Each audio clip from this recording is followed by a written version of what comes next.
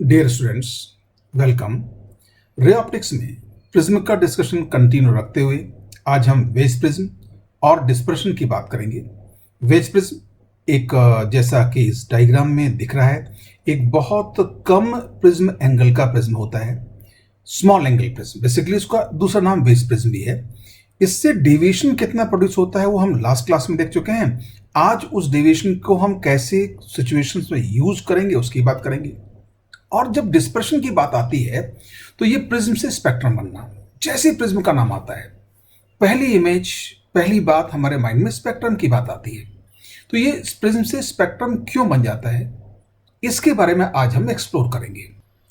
आगे चलने से पहले हम प्रिज्म के जो इंपॉर्टेंट रिजल्ट अभी तक हम पढ़ चुके हैं उनको एक बार रिवाइज कर लें।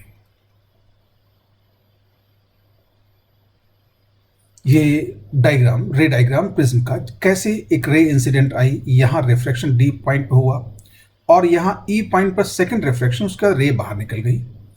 Angle of incidence I, angle of first refraction R1, angle of second incidence, लेकिन उसको हम अक्सर सेकंड रिफ्रैक्शन बोलते हैं, ये R2, और एंगल ऑफ इमर्जेंस। ये इनिशियल रे डायरेक्शन और ये फाइनल रे डायरेक्शन और ये total angle of deviation delta. ये टर्मिनोलॉजी से आप बिल्कुल फेमिलियर हैं। तो इनमें जो इंपॉर्टेंट रिलेशन आए थे उनमें पहला था R1 plus R2 is equal to A, second delta is equal to I plus E minus A. ये बेसिक या ये कहते हैं कि बहुत ही फंडामेंटल रिलेशन है प्रिज्म के। प्रिज्म की सारी बातें इन्हीं रिलेशन से आगे रिलेट होंगी।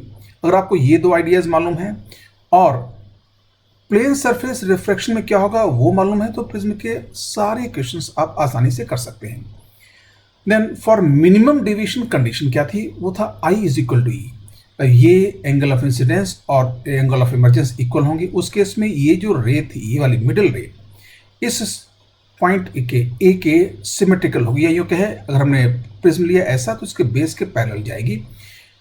आई इज इक्वल टू ई अगर हम इंप्लीमेंट कर दें डेविएशन में तो मिनिमम डेविएशन हो जाएगा 2i minus A. Delta min is equal to I minus A. अब डेल्टा मिन या मिनिमम डेविएशन की हेल्प से हम प्रिज्म का रिफ्रैक्टिव इंडेक्स फाइंड कर सकते हैं। Minimum deviation and R I, mu is equal to sine delta min plus A whole upon 2 upon sine A by 2। ये एक रिलेशन है। इस रिलेशन की हमको कई बार जरूरत पड़ सकती है। डेविएशन इन स्मॉल एंगल और वेज प्रिज्म, ये हम लोगों ने लास्ट टाइम में डेवलप किया था। Delta is equal to mu minus 1 into A. अब ये सिचुएशन स्मॉल एंगल प्रिज्म की, यह जैसा इसमें था, ये वही पैरेलल डायग्राम हमने स्मॉल एंगल प्रिज्म के लिए पता कर लिया। अब अगर देखें, मान लो यहाँ कोई एक पॉइंट सोर्स होता जिससे लाइट जा रही होती और यहाँ से कोई उसको देखने की कोशिश करता तो उसको पॉइंट सोर्स इस डायरेक्शन दिखाई देता, मतलब उसकी शिफ्टेड, ट्रांसफर शिफ्टेड इमेज दिखाई देती। अब आप ये सोच सकते हैं ये ट्रांसफर शिफ्ट ही क्यों हुआ, ये इधर आगे पीछे शिफ्ट भी क्यों नहीं हुआ। वैसे तो ये फॉरवर्ड डायरेक्शन में एक स्लाइड शिफ्ट होता है, बट ये थिकनेस, स्मॉल एंगल प्रिज्म मतलब ये थिकनेस बहुत पतला होने की वजह से, बहुत कम होने की वजह से इस एक्सेल शिफ्ट को इग्नोर कर देते हैं। अब अगर इसमें से हम किसी रियल ऑब्जेक्ट को देखें, जैसे मान लो ये पेड़ का ट्रंक इतना इस स्मॉल एंगल प्रिज्म से देख रहे हैं, अब देखिए इधर शिफ्टेड दिखाई दे रहा है। अब ये इधर शिफ्ट दिखाई दे रहा है तो आप सोच सकते हैं कि ये हमने प्रिज्म का जो थिक एंड पकड़ा हुआ है और थिन एंड इधर है। क्योंकि अगर हम ये इस मतलब ये अब इसमें से ऐसा भी क्वेश्चन बन सकता है कि प्रिज्म जो होल्ड किया हुआ है ये थिक एंड से होल्ड किया हुआ है या थिन एंड से।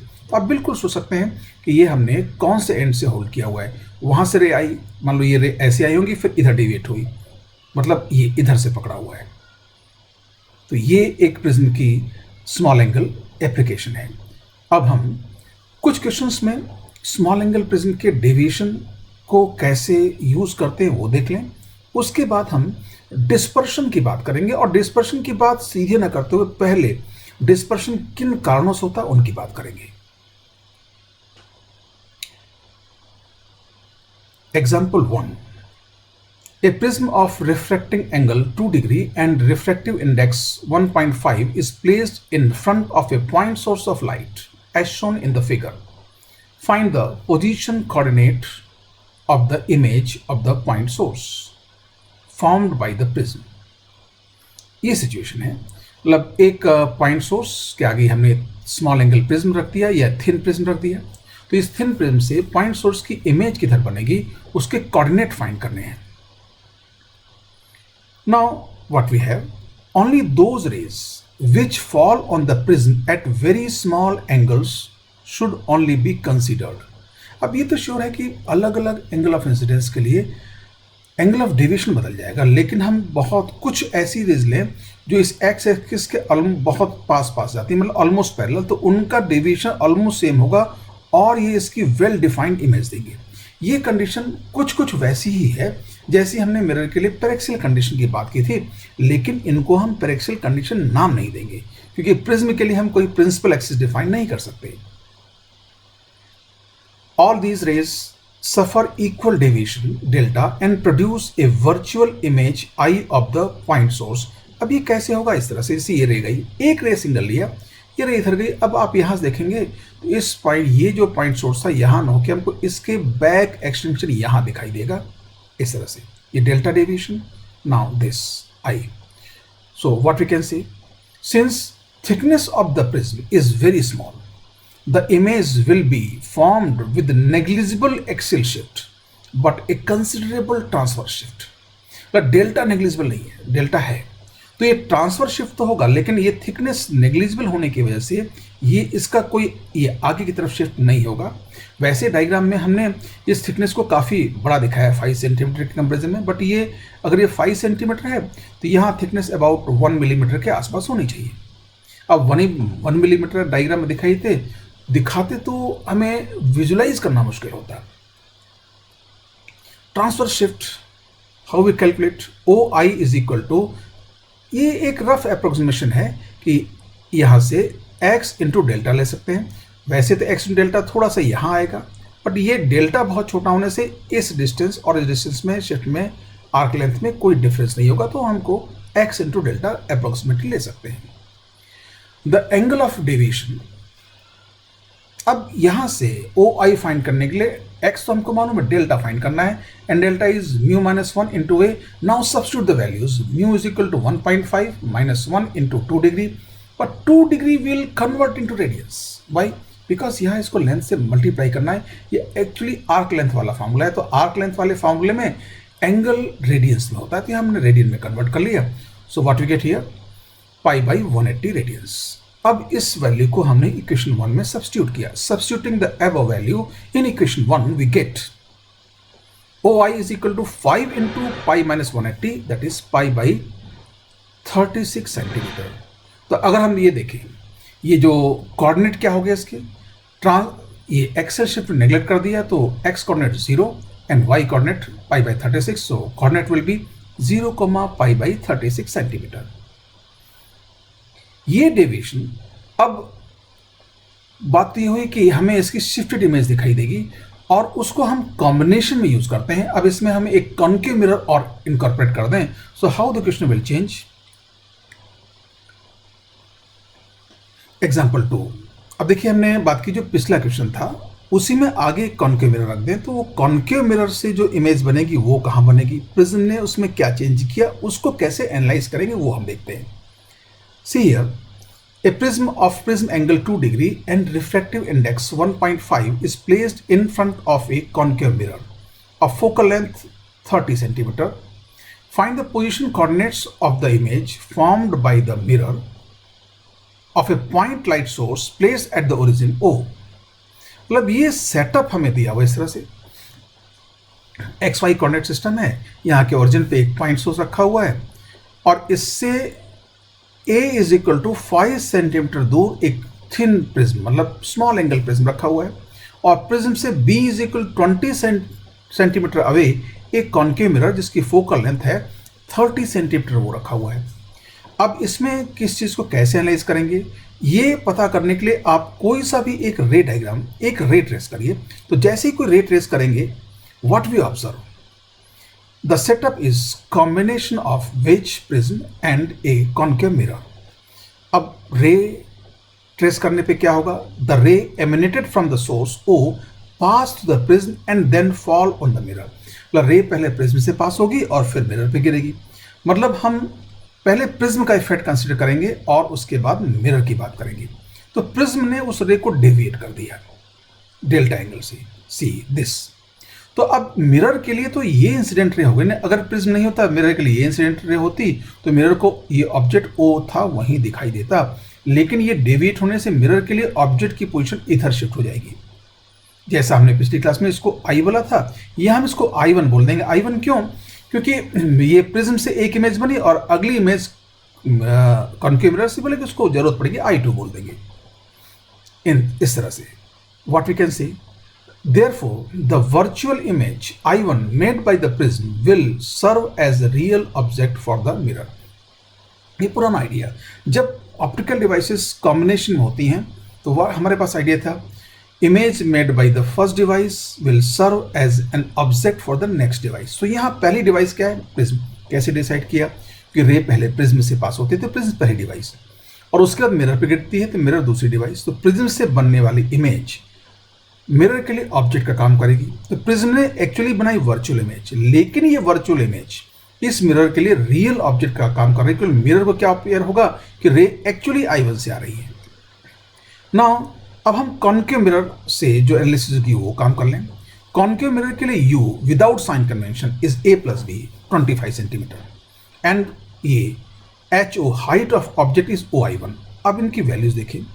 साइन कन्वेंशन लगाने के बाद अब देखिए साइन कन्वेंशन में अब डिस्टेंस यहाँ से मेजर करेंगे तो इंसिडेंट डायरेक्शन जो पॉजिटिव एक्स डायरेक्शन है वही पॉजिटिव होगी, लेकिन यहाँ से हम जाएंगे तो निगेटिव एक्स जाना पड़ रहा है, तो U will be -25, but HO आपका जो पॉजिटिव ही होगा। और पिछले एग्जाम्पल से जो हमने HO की वैल्यू ली थी वही ले लेंगे क्योंकि न्यूमेरिकल वैल्यूज वही है।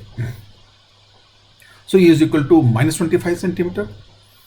From example first HO is equal to OI1 is equal to π/36, और ये प्लस लिया क्योंकि ये प्रिंसिपल एक्सिस से ऊपर की ओर है। नाउ मिरर इक्वेशन में अगर हम यूज करना चाहें तो क्या कर सकते हैं, 1/v + 1/u is equal to 1/f। u की वैल्यू -25 और f की वैल्यू -30, क्योंकि कॉन्केव मिरर की फोकल लेंथ नेगेटिव होती है। So 1/v + 1/-25 is equal to 1/-30। इसको सॉल्व करेंगे तो v की वैल्यू आएगी 150 सेंटीमीटर प्लस, मतलब मिरर से 150 सेंटीमीटर और आगे इमेज बनी। तो इमेज का x कोऑर्डिनेट क्या होगा, 150 तो ये है, लेकिन यहां से 25 और हो चुका है, तो 25 + 150 इट विल बी 175 सेंटीमीटर। और y कोऑर्डिनेट फाइंड करने के लिए हम मैग्निफिकेशन का आइडिया यूज करेंगे। m is equal to HI/HO is equal to -v/u। अब रखें value, HI is equal to -v/u into HO, v 150 और u -25 और HO π/36।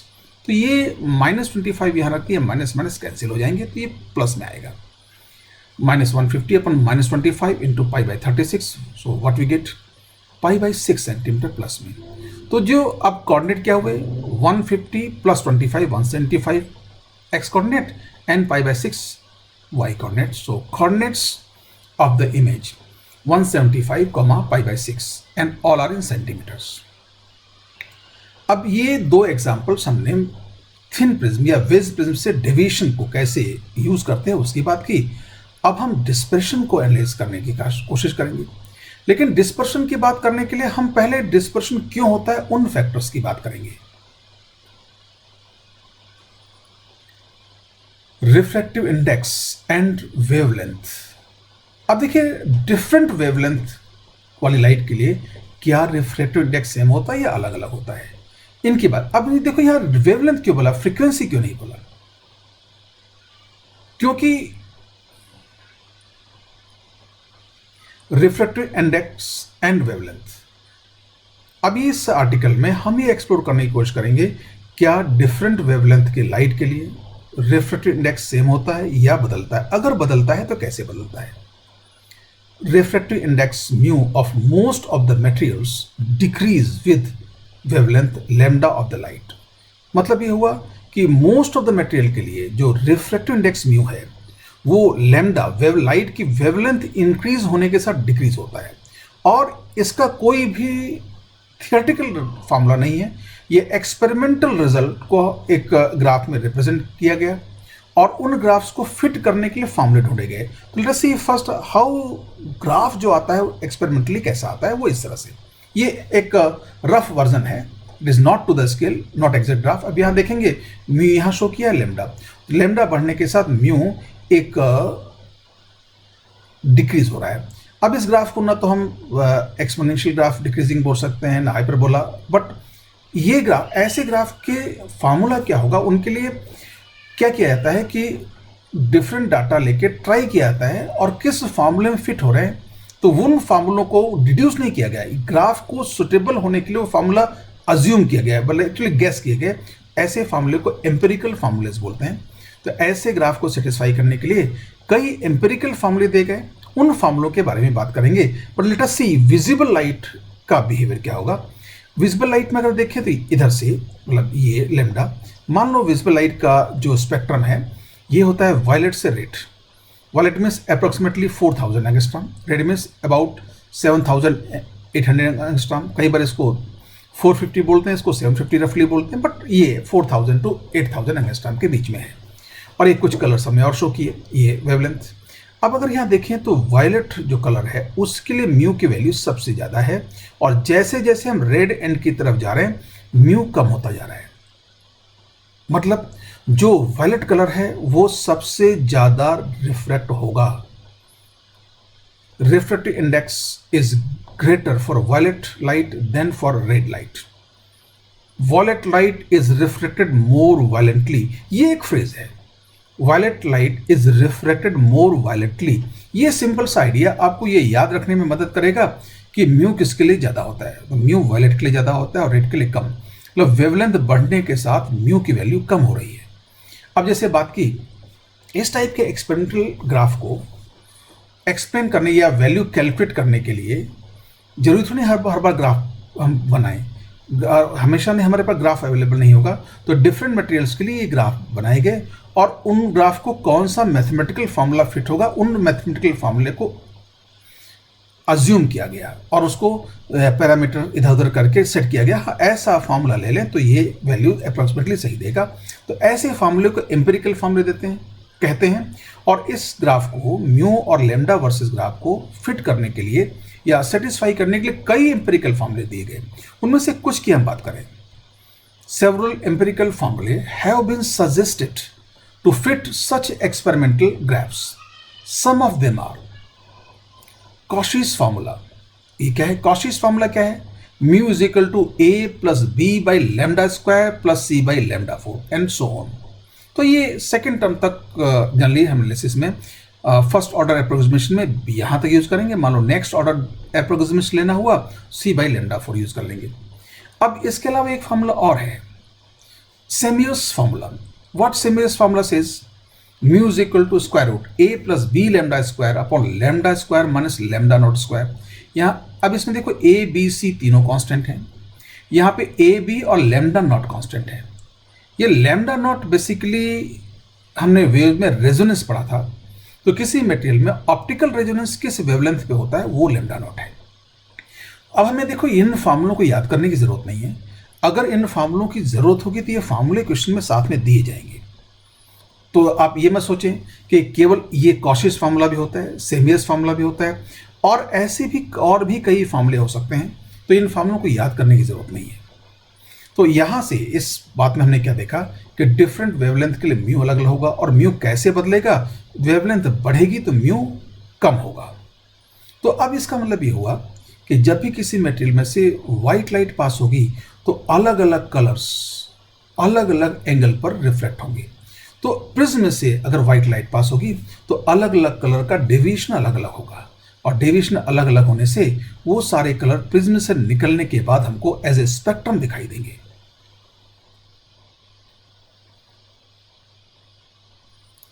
डिस्पर्शन। अब डिस्पर्शन एक्चुअली होता क्या है? In optics, dispersion is phenomenon in which the speed of light in a medium depends on frequency। मतलब किसी medium में speed of light frequency पे डिपेंड करे, अलग अलग फ्रीक्वेंसी के लिए लाइट की स्पीड अलग अलग हो, इस फिनोमेना को डिस्पर्शन बोलते हैं। डिस्पर्शन का मतलब एक्चुअली प्रिज्म से स्पेक्ट्रम बनना, वो सबसे ज़्यादा कॉमनली यूज एग्जाम्पल है, इसलिए कई बार हम बोलते हैं स्पेक्ट्रम बनने को डिस्पर्शन बोलते हैं। एक्चुअली डिस्पर्शन के कारण स्पेक्ट्रम बनता है, बट वो सबसे ज़्यादा यूज होने वाला एग्जाम्पल है, इसलिए अक्सर हम डिस्पर्शन के नाम से हम उसी को स्पेक्ट्रम बनने को बोलते हैं। बट डिस्पर्शन एक्चुअली क्या है? अलग अलग फ्रिक्वेंसी के लाइट की किसी मीडियम में स्पीड अलग अलग होना, ये डिस्पर्शन है। Mu is equal to C by v. अब हमने देखा अलग अलग वेवलेंथ के लिए म्यू अलग अलग होगा, या अलग अलग फ्रीक्वेंसी के लिए म्यू अलग अलग होगा, तो अलग अलग वेवलेंथ के लिए या अलग अलग फ्रीक्वेंसी के लिए वेलोसिटी ऑफ लाइट अलग अलग होगी, और this phenomena is called dispersion. Refractive index of a material decreases with wavelength of light. Therefore, in a medium, speed of light of smaller wavelength is lesser than that of the larger wavelength. मतलब ये एक statement है, इससे हम इसको समझ सकते हैं कि v is equal to C by mu. और हमने देखा पिछले डायग्राम में, ग्राफ में, कि जितना ज़्यादा लैम्डा होगा उतना ही कम म्यू होगा। तो जितनी ज़्यादा लैम्डा होगी उतनी v ज़्यादा होगा, या यूँ कहें कि अगर लैम्डा ज़्यादा है तो v ज़्यादा, लैम्डा कम है तो v कम। वही बात इस स्टेटमेंट में कहा गया है। तो v के लिए हम सीधे सोच सकते हैं कि वेलोसिटी क्या होगा, लैम्डा के साथ बढ़ती है, लैम्डा ज़्यादा होगी स्पीड ज़्यादा होगी। Colours of light is decided by its frequency. अब देखिए, किसी लाइट का कलर उसकी फ्रीक्वेंसी से डिसाइड होता है, वेवलेंथ से नहीं।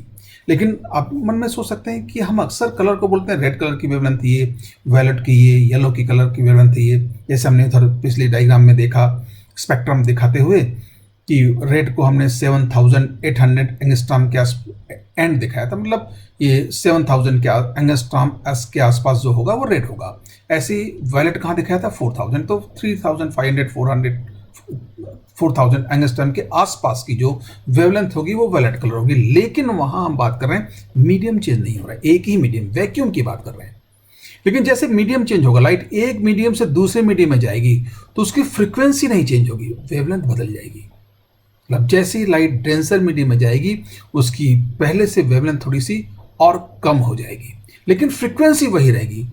तो अब दूसरी बात यह है कि आप सोचेंगे जब एक मीडियम से दूसरे मीडियम में लाइट गई उसकी वेवलेंथ चेंज होगी तो क्या उसका कलर भी चेंज होगा? ना, कलर चेंज नहीं होगा, क्योंकि कलर किससे डिसाइड होता है? फ्रीक्वेंसी से। और लाइट एक बार सोर्स से निकल जाए, या कोई भी वेव एक बार सोर्स से निकल जाए, तो अपने प्रोपेगेशन के दौरान जब तक उसका एब्जॉर्ब होकर दोबारा रीइमिट ना हो उसकी फ्रीक्वेंसी चेंज नहीं होती। सो इसलिए कहते हैं colour of light is decide by frequency. Since frequency of wave does not change from one medium to other medium, so the colour, मतलब जो बात हुई कि रिफ्लेक्शन में जब मीडियम चेंज होगा तो किसी भी लाइट की फ्रीक्वेंसी नहीं चेंज होगी तो कलर नहीं चेंज होगा। तो एक मीडियम से दूसरी मीडियम में लाइट जाएगी, रेड है तो रेड ही रहेगी, ग्रीन है तो ग्रीन रहेगी, या जो कलर है उसका वही कलर रहेगा। ये डिस्पर्शन का हमने जो एक्चुअल साइंटिफिक मीनिंग है वो बात की। Now we can discuss some other thing. Dispersion by a prism. अब प्रिज्म से लाइट पास होगी तो क्या होगा, ये आप बहुत आसानी से सोच सकते हैं। मोर is the refractive index, greater is the deviation. इस बात को समझ लें। अब देखिए, जितना डेल्टा क्या था, म्यू एक स्मॉल एंगल प्रिज्म के लिए देख लें तो रफली एग्जैक्टली वही रिलेशन तो नहीं होगा, बड़े एंगल प्रिज्म में भी वेरिएशन वैसा ही होगा। Delta is equal to mu minus 1 into A, तो म्यू ज़्यादा हुआ तो डेल्टा ज़्यादा हुआ। तो more is the refractive index, greater is the deviation. अब दूसरी बात, अब देखिए जितनी ज़्यादा लैम्डा होगी म्यू उतना ही कम होगा। तो मतलब अगर देखें तो ज़्यादा वेवलेंथ वाली जो लाइट होगी उसका म्यू कम होगा तो डेविएशन कम होगा। मतलब ज़्यादा वेवलेंथ है तो वो कम डेविएट होगी, और कम वेवलेंथ है तो वो ज़्यादा डेविएट होगी। तो लाइट में देखें रेड की वेवलेंथ ज़्यादा होती है और वायलेट की कम, तो रेड कलर सबसे कम डेविएट होगा और वायलेट कलर सबसे ज़्यादा डेविएट होगा। वही बात हमने थोड़ी देर पहले देखा था, violet is reflected most violently. मतलब वायलेट का रिफ्लेक्शन सबसे ज़्यादा होगा, या वायलेट की टर्निंग सबसे ज़्यादा होगी, वायलेट का डेविएशन भी सबसे ज़्यादा होगा और रेड का सबसे कम होगा। दस smaller is the wavelength, greater is the deviation. जितनी ज़्यादा वेवलेंथ कम होगी उतना ज़्यादा डेविएशन होगा, मतलब वायलेट का सबसे ज़्यादा डेविएशन होगा। Remembered by the phrase violet is reflected more violently. ये एक आइडिया है जिससे आप इस रिजल्ट को याद कर सकते हैं, कभी कोई कंफ्यूजन नहीं होगा। Now let us C Thus, red light is least deviated and violet light is most deviated. Now we can see in an experiment. ये ब्लैक कलर इसलिए शो किया कि हम सभी कलर तो हम व्हाइट पे शो कर सकते हैं, बट व्हाइट पे व्हाइट लाइट की बीम नहीं शो कर पाएंगे। हमने ये ब्लैक कलर शो कर दिया। Now let us assume here is a prism.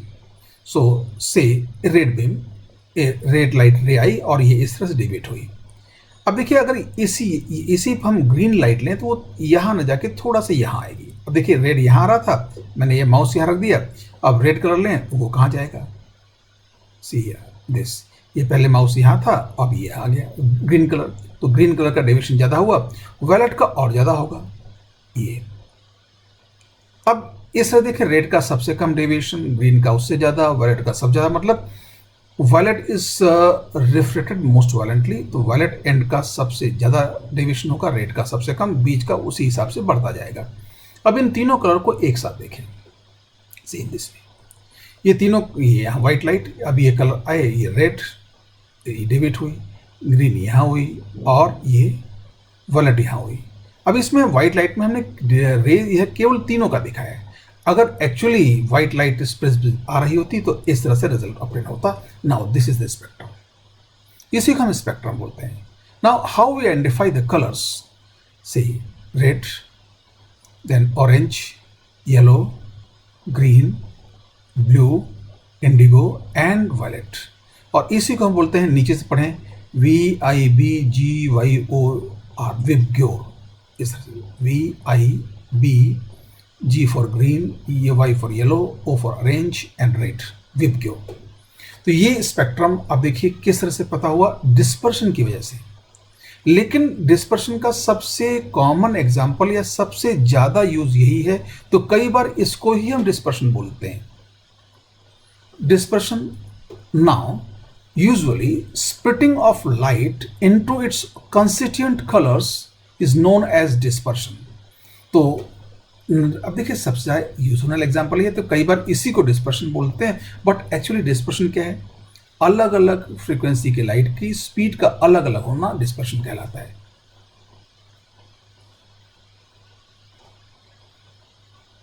Angular dispersion, अब देखिए क्या हुआ, what is called angular dispersion, मतलब ये हुआ कि कोई एक लाइट किसी जगह से, मान लो प्रिज्म से पास कराया, तो डिफरेंट वेवलेंथ अलग अलग एंगल पे डेविएट होंगी। तो अब देखिए क्या होगा कि वायलेट सबसे ज़्यादा डेविएट हुआ और रेड सबसे कम डेविएट हुआ। तो ये जो डेविएशन हुआ वायलेट टू रेड, इसके बीच का जो डिफरेंस है, इसको हम बोलेंगे angular dispersion. When a beam of white light passes a prism, the angular span between the two extreme colors, violet and red, is known as the angular dispersion.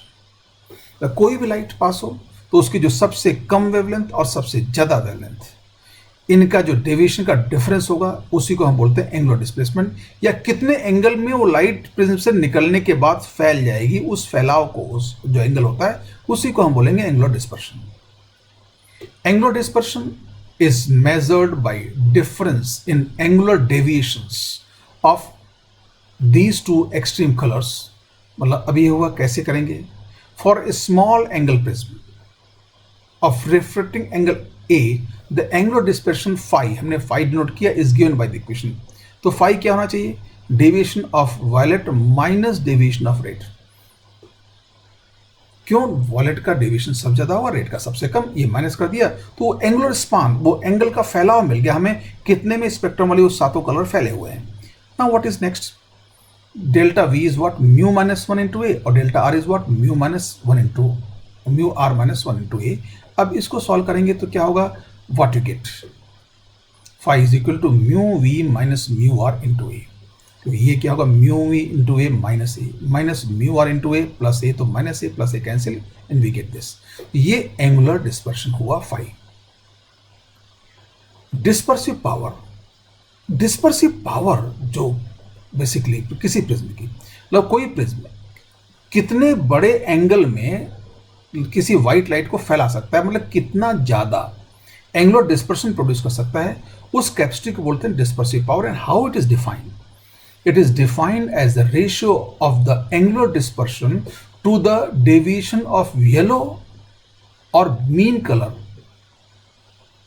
अब देखिए क्या हुआ, it is defined as the ratio of angular dispersion to the deviation of yellow mean colour और mean deviation. अब देखो क्या होगा, ये जो कैलकुलेशंस हैं इसको हम दोनों ही बात लें, यहाँ पे येलो एंड मीन डेविएशन का मतलब क्या है, लेट अस सी। अब एंगुलर ये जो डिस्पर्सिव पावर इसको ओमेगा से डिनोट किया, क्या हुआ, delta V minus delta are by delta Y, मतलब angular dispersion upon deviation of yellow colour, तो येलो। और हम क्या लेंगे दिस, अगर इसमें वैल्यू रखते तो क्या आता, mu we minus mu are upon A, और ये क्या होता, mu Y minus one into A और A cancel, so mu we minus mu are upon mu Y minus one, mu Y is what, mu for yellow colour. इसके अलावा जो दूसरा version क्या था, और delta V minus delta R upon delta mean. Delta mean का मतलब क्या हुआ, हो सकता है हमको येलो कलर का डेविएशन दिया हुआ, येलो कलर की वेवलेंथ दी हुई हो, ये सॉरी रिफ्रैक्टिव इंडेक्स दिया हो। मान लो येलो कलर का हमें कोई इंफॉर्मेशन नहीं दी हुई है, केवल वायलेट और रेड मालूम है, तो उस केस में हम मीन डेविएशन ले लेंगे, मतलब एक दोनों की रिफ्रैक्टिव इंडेक्स का मीन ले लेंगे और उसको हम मीन म्यू मान लेंगे, और उससे क्या डेविएशन होना चाहिए वो ले लेंगे mu, delta mean. How we do it, delta mean is equal to delta of violet plus delta of red upon 2। अब देखिए ये स्लाइटली डिफरेंट है इससे। अब आप सोचो कि कब ये यूज करेंगे कब यूज करेंगे, ये कोई प्रेफरेंस ऑर्डर नहीं है इसमें, जो इन्फॉर्मेशन हमारे पास अवेलेबल हो, अगर वायलेट रेड और येलो तीनों की इन्फॉर्मेशन अवेलेबल है देन वी यूज दिस। मान लो येलो की इन्फॉर्मेशन अवेलेबल नहीं है, केवल वायलेट और रेड की है, तो हम कर क्या सकते हैं, हम ये यूज करेंगे। Now if you substitute delta mean की वैल्यू निकालना चाहते क्या होगा, mu we minus one into A plus mu R minus one into A upon 2, और इसको देखेंगे क्या होगा, ये mu V into A plus mu R into A minus 2a, तो mu we plus mu are by 2 into A minus A, तो आप अगर ए कॉमन ले लें तो क्या आ जाएगा, ये mu we plus mu are by 2 minus 1 into A. एक तरह से ये उसी के पैरेलल है mu minus 1 into A, but mu की जगह क्या लिया, मीन रिफ्रैक्टिव इंडेक्स। तो अब ये वैल्यू अगर यहां रखें बैक इस फॉर्मूले में, तो हमें डिस्पर्सिव पावर क्या मिलेगा, mu we minus mu are upon mu we plus mu are by 2 minus 1। तो मतलब ये सिंपल सी बात है, जो यहाँ म्यू वाई आता है यहाँ पे म्यू मीन आ गया। अब आगे मैं बता दूं, इसमें कोई प्रेफरेंस ऑर्डर नहीं है कि हम ये ज़्यादा अच्छा होगा ये ज़्यादा अच्छा होगा, ये डिसाइड कैसे होगा, कौन सी इंफॉर्मेशन अवेलेबल है। अगर आपको येलो कलर के बारे में बताया गया है तो हम ये यूज़ कर लेंगे, येलो कलर के बारे में नहीं बताया गया, केवल वायलेट और रेड के बारे में बताया गया, तो हम ये आइडिया यूज कर लेंगे डिस्पर्सिव पावर कैलकुलेट करने के लिए। अभी जो एंगुलर डिस्पर्शन और डिस्पर्सिव पावर, इनको कैलकुलेट करने के लिए किस किस टाइप की सिचुएशंस बन सकती हैं, उन पे हम थोड़ी प्रैक्टिस कर लें।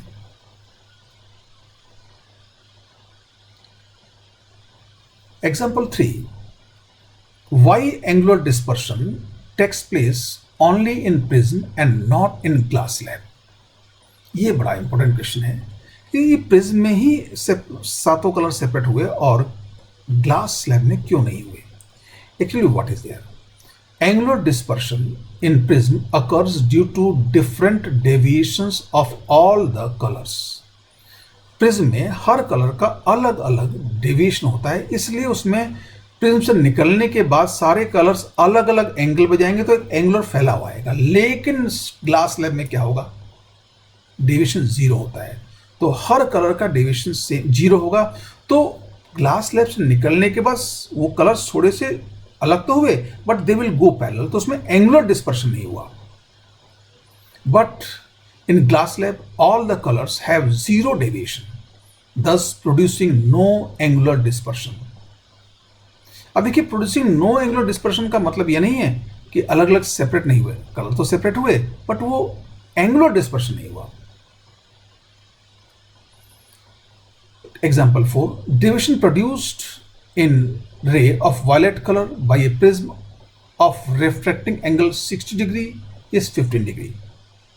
If the speed of light in the air is 3 into 10 power 8 meter per second, find the speed of violet light inside the prism। Idea क्या दिया हुआ है, एक प्रिज्म है जिसका प्रिज्म एंगल 6 डिग्री है और वो वायलेट कलर की लाइट में 15 डिग्री का डेविएशन प्रोड्यूस करता है। दो इन्फॉर्मेशन दी हुई है और speed of light in air दिया हुआ है, find speed of violet light inside the prism. अब इसको फाइंड करने के लिए हमारे पास आइडिया क्या है, पहला idea speed in a medium is equal to c upon mu. तो सी तो दिया हुआ है, बस म्यू हमें वायलेट कलर के लिए पता करना है और म्यू यहाँ डेविएशन वाले आइडिया से मालूम पड़ जाएगा। Refractive index of the prism for the violet light, जो हमने बात की, हमें म्यू फाइंड करना है। तो delta is equal to mu minus 1 into A होता है, डेल्टा दिया हुआ है। Delta V is equal to mu we minus 1 into A. Let us substitute the values. 15 degree is equal to mu we minus 1 into 60 degree. अब इसको solve करेंगे तो ये क्या आ जाएगा, यहाँ इसको डिवाइड किया तो 0.25 बचा, तो mu v is equal to 1 plus 0.25 1.25। Mu v is equal to 1.25। अब म्यू वी मिल चुका है। Speed of all the colours in air is the same, therefore सारे कलर की स्पीड सेम है, तो वायलेट कलर की स्पीड भी एयर में वही रही होगी सी, बट वायलेट कलर की प्रिज्म के मटेरियल में स्पीड बदल जाएगी। अब वो क्या होगा, mu is equal to C by V, तो V is equal to C by mu. So what we have, V is equal to C by mu. Now substitute the values. 3 into 10⁸ upon 1.25, so what we get, 2.4 into 10⁸ meter per second. So that is speed of light, 2.4 into 10⁸ meter per second. ये violet colour की speed हुई। Example 5. A prism of refracting angle 6 degree is made of a material refracting index of which for red and violet colors are 1.72 and 1.75 respectively. Find the angular dispersion and dispersive power. अब देखिए जरा सोचें, जो हमने हमारा graph था वो mu versus lambda का, तो ये म्यू लैम्डा और ये ग्राफ ऐसा था, तो वेवलेंथ बड़ी का म्यू का मतलब रेड का म्यू कम होना चाहिए, और ये दिया हुआ भी है। ए प्रिज्म ऑफ रिफ्रैक्टिंग एंगल 60, तो 6 डिग्री मतलब थिन प्रिज्म, तो इसमें डेविएशन के लिए mu minus 1 into a formula use कर सकते हैं। एंड ये जो 1.72 डिफरेंट इंडेक्स है वो रेड के लिए होगा और 1.75 वायलेट के लिए होगा, ये दिया हुआ for red and violet. Find the angular dispersion and dispersive power, तो सीधे इस क्वेश्चन में जो हमने एक्सप्रेशन डेवलप किया उन्हें वैल्यूज सब्स्टिट्यूट करनी है। सॉल्यूशन, एंगुलर डिस्पर्शन ये क्या होगा, phi is equal to mu we minus mu R into A. अब इसको अगर फॉर्मूला भूल जाए तो आप वहां से याद कर लें, phi is equal to delta V minus delta R. What is delta, mu minus 1 into A, तो वहां क्या लगते हैं mu we minus 1 into A minus mu R minus 1 into A, और सॉल्व करते हमें यही मिल जाता। लेकिन ये फॉर्मूला अभी रिसेंटली हमने पढ़ा है तो याद है, इसको यूज कर सकते हैं। So what we get, phi is equal to 1.75 minus 1.72 into 6 degree, so what you get 0.18 degree. कैसे 0.18 डिग्री, बेसिकली ये जो हुआ ये 0.03 बचा, 0.03 को हम 6 से मल्टीप्लाई करेंगे तो 0.18 डिग्री आएगा। तो जो एंगुलर डिस्पर्शन है 0.18 डिग्री है इस स्मॉल एंगल प्रिज्म की वजह से। Refractive index of yellow colour is not given, therefore we have to use mean deviation. अब देखिए यहाँ वो बात आ गई, यहाँ पे हमने येलो कलर के बारे में कुछ नहीं किया गया है, तो डिस्पर्सिव पावर फाइंड करने के लिए ये फाई तो लिख गया, लेकिन नीचे हम डेविएशन किसका लेंगे, मीन डेविएशन। अब मीन कलर येलो का डेविएशन नहीं लेंगे, मीन डेविएशन ले लेंगे। तो यहाँ पे हमने वो मीन वाला आइडिया यूज किया। मीन डेविएशन क्या होगा, delta mean is equal to delta we plus delta are by 2, और what is delta v, mu we plus mu are by 2 minus 1 into ये रिजल्ट हुआ। इनकी दोनों वैल्यूज रखिए, अगर सॉल्व करेंगे you will get the same result. So now put the values, what is mu v, 1.75 and 1.72, ये values रख के कैलकुलेट कर सकते हैं। Now omega is equal to delta we plus minus delta R, ये angular dispersion upon delta mean की value रख दी, और यहाँ इसका हमने अगर अभी देखो आप ये वैल्यूज यूज कर सकते हैं, but what I recommend here, if you substitute ये सिंबल सब्स्टिट्यूट किए होते तो क्या आता, mu we minus mu R into A, और नीचे क्या था mu we plus mu are by 2 minus 1 into A से ए कैंसिल, तो you get this one. And now substitute the values. So 1.75 minus 1.72 upon 1.75 plus 1.72 by 2 minus 1, and by solving this 0.03 upon 1.735 minus 1, so 0.03 upon 0.735, it is approximately 0.04. ये dispersive power I 0.04. Now in this way आपको समझ में आ गया होगा कहाँ हम delta mean लेंगे, कहाँ डेल्टा येलो लेंगे। अगर म्यू ऑफ येलो कलर भी दिया होता तो हम डेल्टा येलो ले लेते, बट यहाँ म्यू ऑफ येलो कलर नहीं दिया हुआ है तो हमें डेल्टा मीन लिया। Example 6, a beam of light consisting of two monochromatic rays is made to pass through a prism of refracting angle A. Refractive indices of the material of the prism for both the colors of light are mu1 and mu2. If the prism is arranged to produce the minimum deviation, find angular dispersion. अब देखो क्या है, यहाँ इस question में एक गलती हो सकती है और वो गलती आपको समझ में नहीं आएगी। जैसे हमने वॉयलेट और रेड की बात कर रहे थे तो एंगुलर डिस्पर्शन क्या लिया था, mu violet minus mu red into A. बहुत सिंपल आइडिया। यहाँ भी हम देख लेते कि म्यू टू म्यू वन में से कोई एक बड़ा होता तो मतलब म्यू टू को मैंने वॉयलेट मान लिया और म्यू वन को रेड मान लिया, तो एंगुलर डिस्पर्शन हम सीधे लिख लेते delta is equal to mu two minus mu one into A. But वो जो रिलेशन था वो जनरल सिचुएशन के लिए है, मिनिमम डेविएशन की कंडीशन में प्रिज्म रखा उसके लिए नहीं है। तो मिनिमम डेविएशन की कंडीशन में क्या चेंज होगा उसको सोचने की कोशिश करें। लेट अस सी